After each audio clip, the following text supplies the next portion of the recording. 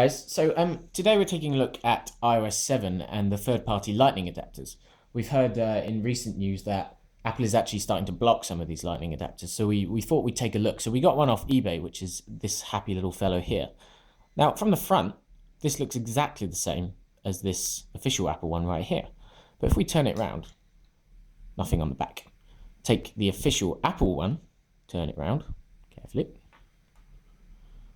And we've got some writing on the back letting us know that this is the official one.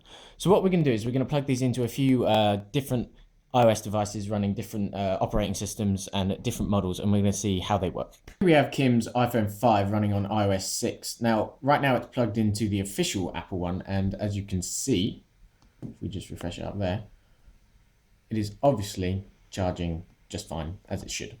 Let's switch it over, though, to the third-party one and see how that works. Just a quick change.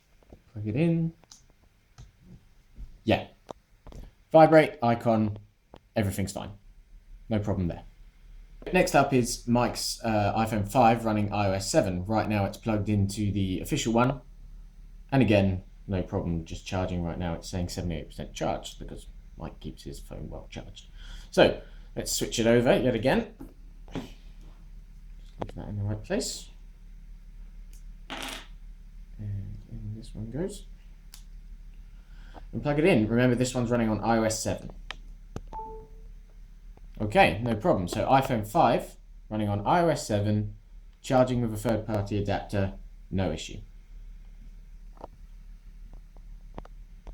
So let's move on next to Jordan's rather fancy iPhone 5C with this bit of paper that labels it correctly.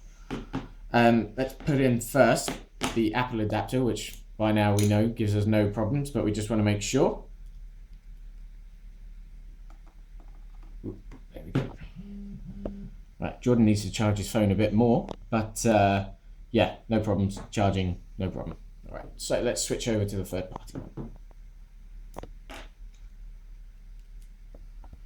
And we should. Different result. Nothing. So here we can see the new iPhone model running with the new iPhone iOS with significant difficulty. So much so that it's not working. Let's move over to the last one then.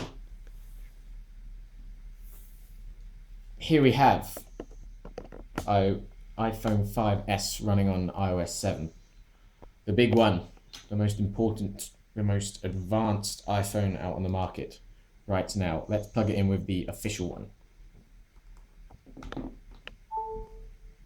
Yep, no problem. Picks it up, quick, easy. Okay, now for the real test. The unofficial one goes in, and it is not picked up whatsoever.